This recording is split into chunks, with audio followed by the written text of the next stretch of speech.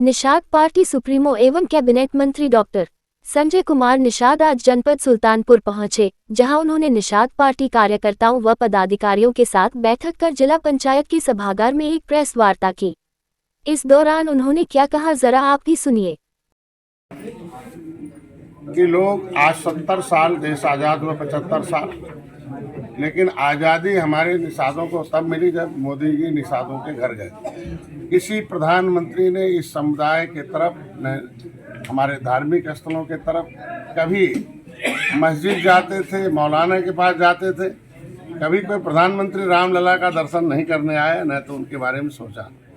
और रामलला के मतलब हुए कि निषाद राज के हाथ बाल सखा। त्रेता में दोनों आए और इन्होंने रावण राज खत्म किया, और उसी तरीके से आज ईश्वर की प्रेरणा से और इस देश के ऐसे प्रधानमंत्री और ऐसे मुख्यमंत्री मिले हुए माननीय योगी जी, माननीय मोदी जी के द्वारा, कि आज जो भी विरासत है, कहते विरासत इतिहास जो होती है, विरासत होती है, विरासत पूंजी होती है, पूंजी भविष्य होती है। ये मछुआरों का इतिहास मिट गया था। इसको केवटा, मल्लावा, बिंदवा, कश्यप, कहारा कहा जाता था। इन्हें रेट से बात की जाती थी।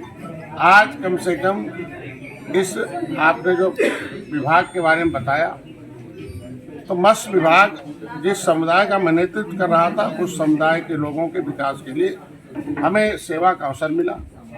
और इस सेवा में आज प्रधानमंत्री मत्स्य संपदा योजना के माध्यम से इन मछुआरों को मैंने 60% सब्सिडी दी, फ्री का बीमा है, किसान क्रेडिट कार्ड है। आज के दिन में मुख्यमंत्री संपदा योजना, निषाद राजकोट योजना, जिस भी मछुआ समुदाय के पास आयुष्मान भारत कार्ड नहीं होगा, उसे 5 लाख रुपए तक का इलाज हम मछुआ कल्याण कोष से।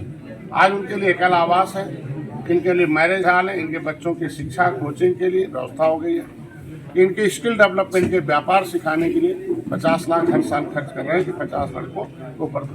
आज यह समुदाय आज के दिन में 13 जनवरी 2013 को हमने निषाद राज के किले पर अपने वैभवशाली जीवन से संन्यास लिया था और संकल्प लिया था कि इस निषाद राज की भूमि है जो स्वर्ग भूमि है, कभी त्रेता भगवान राम विश्राम किए थे, उस दोनों के उस संस्कृति को, उनकी सोच की विचारधारा को जन जन तक पहुंचाएंगे।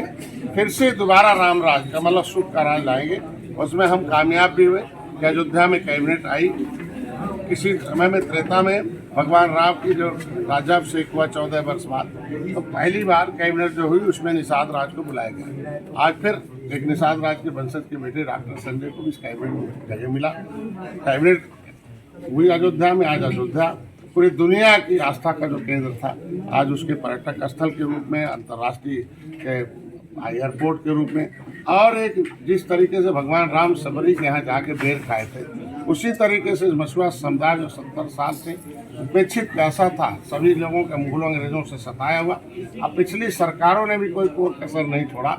उस गरीबी की हालत में उसकी चिंता किया और उनके दरवाजे पर गया, चाय पिया, ये बताया कि यह समुदाय कितना गौरवशाली है। और गौरव फिर से कहते हैं कि मान सम्मान स्वाभिमान, फिर रोटी कपड़ा मकान। तो मान सम्मान स्वाभिमान अगर बढ़ाया तो मोदी जी ने बढ़ाया, तो हमारी जिम्मेदारी बनती है कि हम लोगों ने तय किया कि भाई जरूरी को मोदी जी जिस दिन उद्घाटन होगा उस दिन एक एक घरों पर निषादों के घर पर दीप जलेंगे। फिर उस त्रेता के भगवान राम निषाद राज के गले लगी मूर्ति जो इलाहाबाद में लगी हुई है, उससे मोदी जी प्रस्तावित है उनको आने का उद्घाटन के लिए। हम लोग उस त्रेता के युग को फिर से याद करेंगे। कम से कम जिस समुदाय का चिंता मोदी करते हो, प्रधानमंत्री करते हो, निश्चित रूप से उस समुदाय का भला हो जाता है। तो इनके लिए हमने आज के दिन में, आज का मैं अनाज मतलब हर 13 जनवरी को, पहले हम 23 लोग थे, 2300 हुए, 23,000 हुए, और 23 लाख के आसपास कार्यकर्ता होंगे। उसके रमा देवी अम्बेडकर पार्क में 13 जनवरी को एक संकल्प दिवस है, उसमें पूरे भारी संख्या में हर जिले से जा रहे हैं। इनको हम आमंत्रण और इनको संदेश देने आए हैं। एक समय था कि आपके धीरे धीरे खड़ा होने से, टोपी झंडा उठाने से आपकी आवाज़ मोदी तक गई है, अमित शाह तक गई है, नड्डा साहब तक गई है, मुख्य योगी तक गई है। तो नेता नहीं, पार्टी से नीति बनती है, और आज हमारी सरकार नीति बनाकर मछुआरों को विकास। मंत्री लोकसभा चुनाव में क्या भूमिका होगी निषाद राज पार्टी की? आपने देखा होगा कि जब से मैं आया 2019 में, सपा बसपा एक हो गई थी। निषाद 18% आबादी नदियों के किनारे भरे हुए, यही जगह आपको है, देखा होगा आपने कि 2019 में आया था। और किस तरीके से निषादों ने वोट देकर यहाँ जीते। इसी तरीके से सपा बसपा के एक होने के बाद भी उत्तर प्रदेश में लगभग हमने जितनी सीटें थी मछुआरों ने एक मुश्त वोट दिया। 2022 में आपने देखा कि एक इतिहास है, 37 वर्ष में हाथी लाओ साइकिल लाओ फिर सबको हटाओ केवल योगी जी को दोबारा लाओ, ये निषादों ने करके दिखाया। 2023 में आपने देखा है नदियों के किनारे जितने भी नगर पालिका नगर पंचायत और महानगर थे सब में मछुआरों ने वोट दिया। तो निश्चित रूप से आज एक सीट से 11 सीट अगर उत्तर प्रदेश से सत्ता में पहुंची है, विधानसभा लोकसभा विधान परिषद में कैबिनेट में, उसी तरीके से भोजन वही थाली लोकसभा में जाएगी, इतना हो सकते हैं। और हम लोग अलग अलग नहीं हैं, एनडीए के घटक हैं। हम लोगों ने 39 पार्टियों ने तय कर रखा, उसमें निषाद पार्टी भी शामिल है कि हम लोगों ने संकल्प लिया मोदी जी के नेतृत्व में चुनाव लड़ना। कितनी सीटों के लिए आपकी दावेदारी है? हम लोग सीट के लिए नहीं, जीत के लिए, त्रेता में जीत के लिए गले लगे थे, भगवान राम निषाद राज। उसी तरीके से इस युग में डॉक्टर संजय को गले लगाया है योगी मोदी ने, तो हर सीटों पर जीत होगा। 80 के 80 जीतेंगे हम।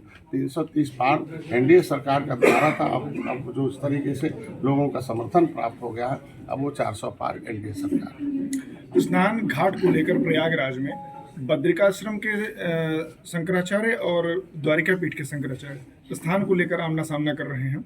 उनका कहना है कि योगी सरकार इसका हल नहीं कर पा रही है।